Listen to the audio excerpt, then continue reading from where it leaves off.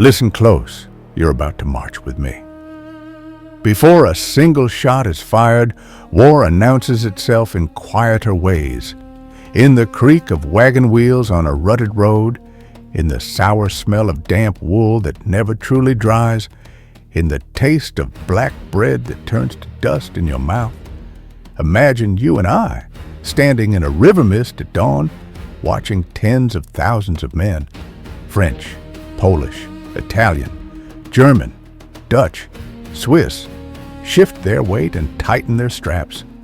We are part of Napoleon's Grande Armée, and in the summer of 1812, we are about to step into Russia. You already know how the story ends in broad strokes. You've heard words like winter, retreat, disaster. But history books often move too fast. They jump from battle to battle, from one date to the next, and they don't linger where real life happens, between the lines. That is where I will take you. I will speak to you as if you're at my shoulder, because if you were truly here, you would not remember the campaign by its grand strategy. You would remember it by the geography under your boots, the wide Lithuanian skies, the endless Belarusian forests, the rivers that cut our roads like knives, the ashes of Moscow drifting in the air like black snow. You would remember it by the sounds, the distant thunder of cannon at Smolensk, the choking roar at Borodino, the ice cracking on the Berezina, and you would remember it by the small human calculations that decide whether you live until tomorrow, how to keep your feet dry, where to find water that won't sicken you, how to sleep when the cold is inside your bones. So come with me. Do not watch from above. March at ground level. Look where I look. Feel what I feel, because for us, ordinary soldiers, 1812 is not a chapter. It is a landscape you walk into and struggle to walk out of. Channel note, one small favor before we begin. If you're not subscribed to this channel, subscribe now. And please like the video. It tells the platform you want more stories like this.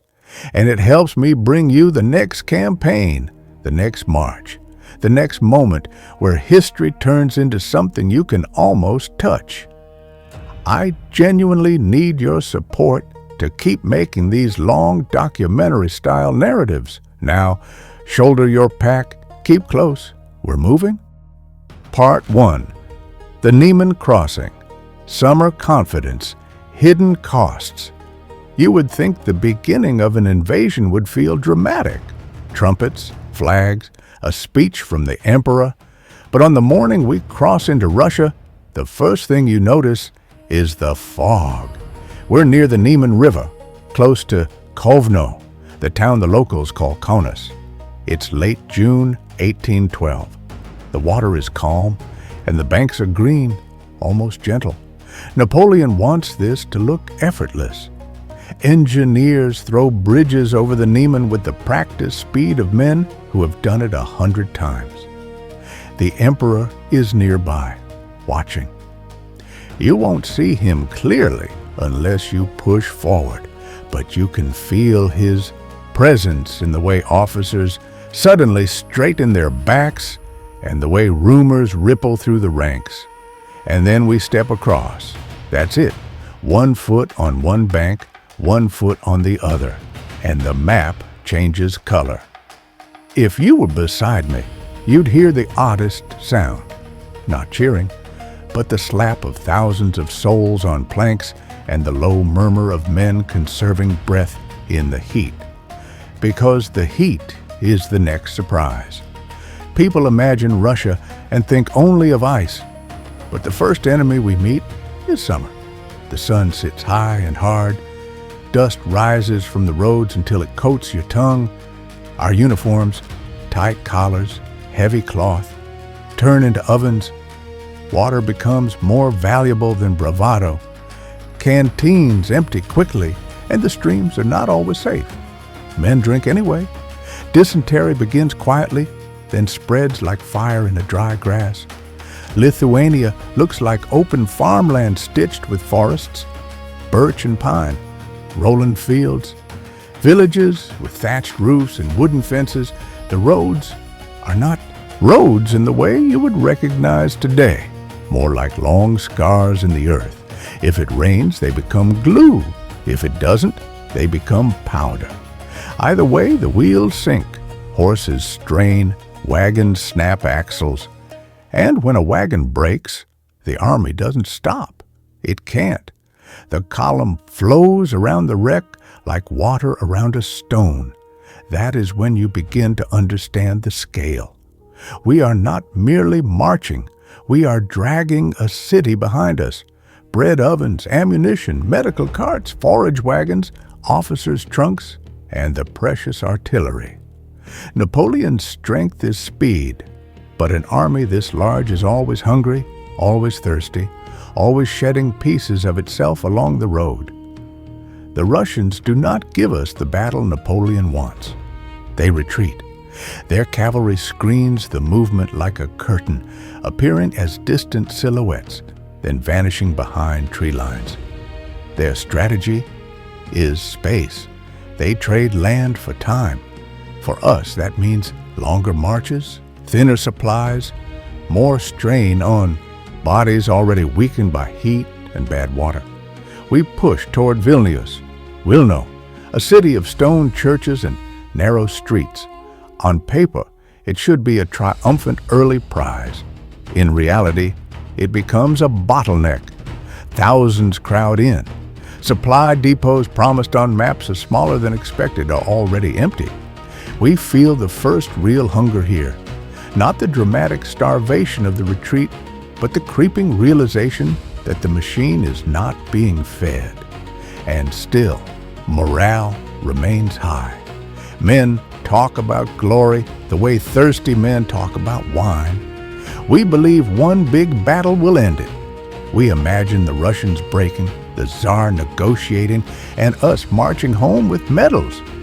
If you were beside me then, you might believe it too, because confidence is contagious in summer when the world is green and your fingers still work.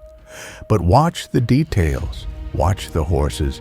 They begin to die first, not from bullets, but from exhaustion, lack of forage, and disease. A dead horse is more than a loss of transport. It is a collapsing bridge of logistics. Less hauling means less food and ammo delivered forward. And the moment discipline loosens, foraging turns into looting. Looting turns into resentment. And resentment turns villages into empty shells. As we march east toward the Dwina and the Dnieper river systems, you learn the geography by suffering it. Rivers dictate routes, forests hide enemy scouts, marshes swallow wheels. Even the sky matters. A sudden storm can turn an afternoon into a night of shivering misery. By the time we approach Vitebsk, the campaign already feels larger and stranger than the confident plans in Paris. The Russians keep slipping away. Napoleon keeps driving forward, as if distance itself can be conquered, and you begin to sense the truth that will define 1812. In this land, time is not neutral. Time is a weapon pointed at us. Part 2, Smolensk and Borodino. Stone walls, blood fog, the road to Moscow. If Part 1 is the campaign's illusion, heat, dust, confidence, then Part 2 is where reality begins to bite. Smolensk is the first place that feels unquestionably Russian to us.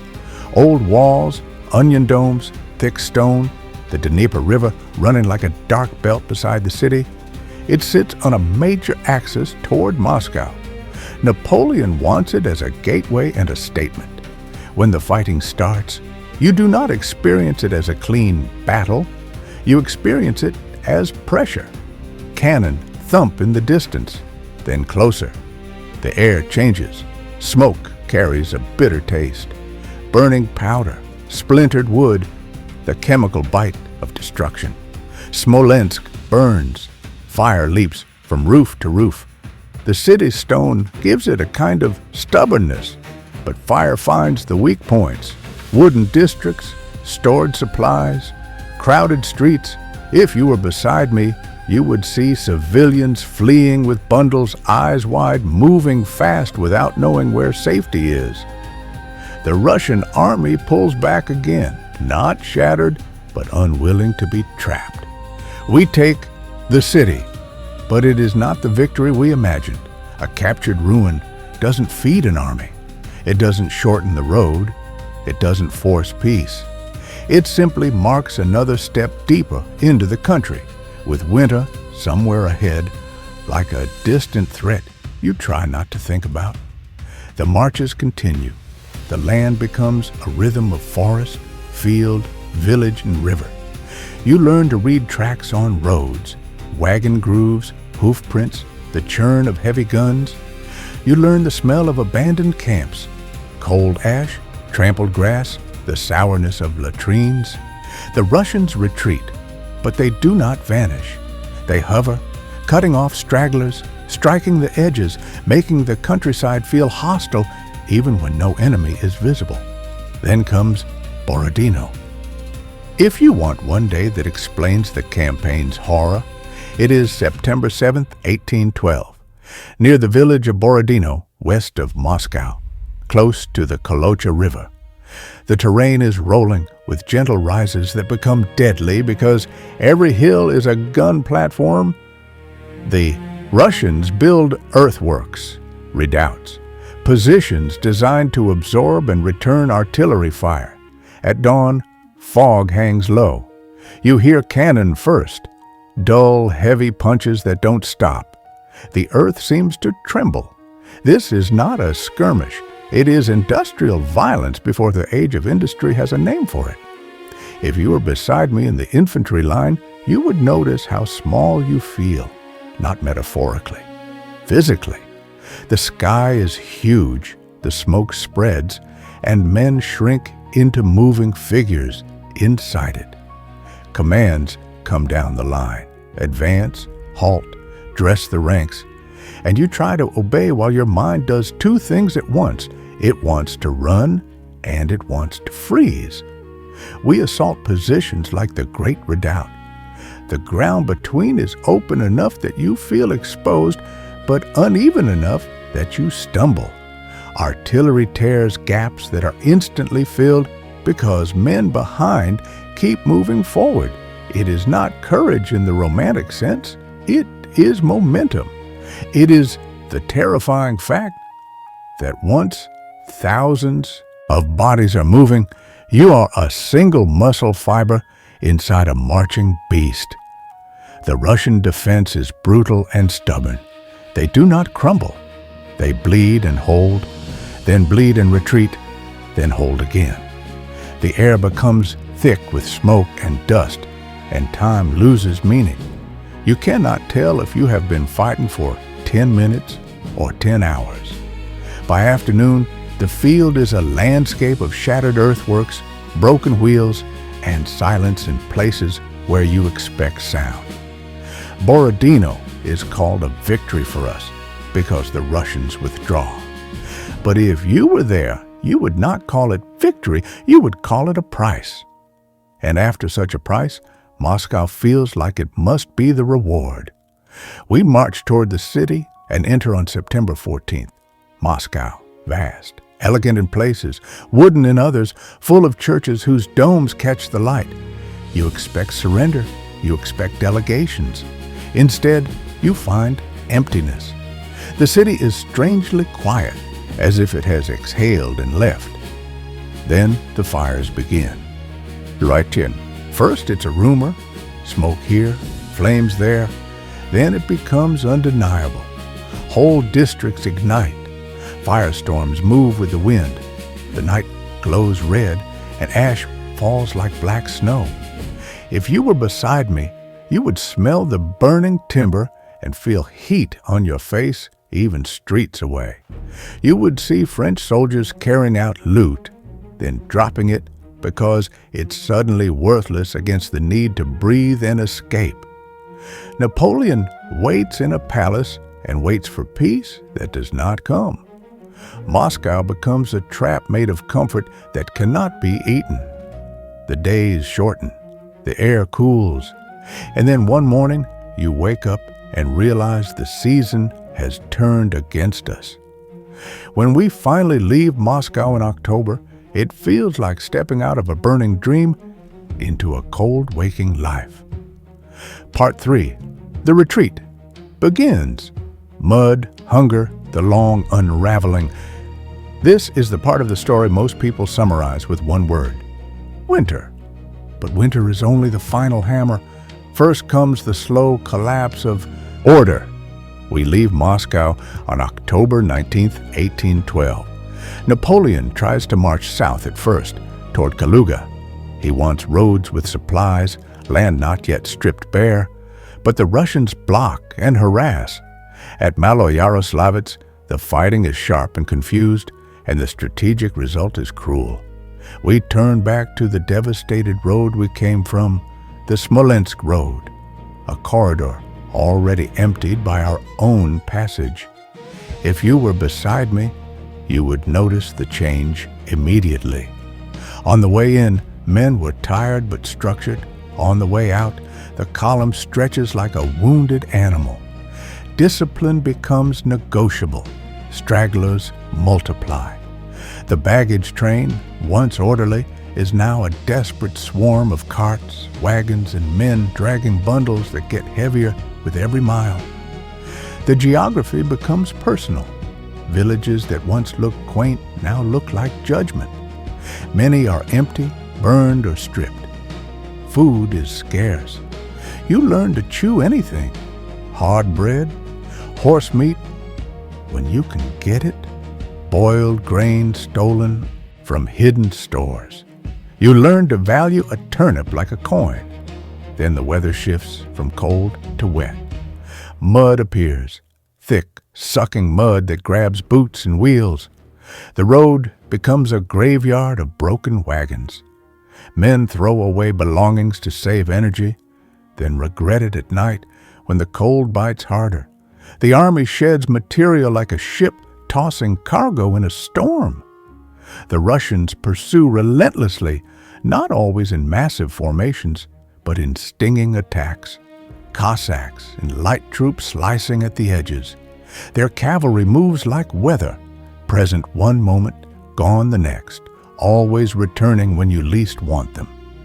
You would also see something the grand histories often ignore: the human arithmetic of despair. A man looks at his feet and decides whether he can go on. If his boots are gone, if his socks are rags, if his toes are numb, each step becomes a decision. And once a man sits down, he may not stand again.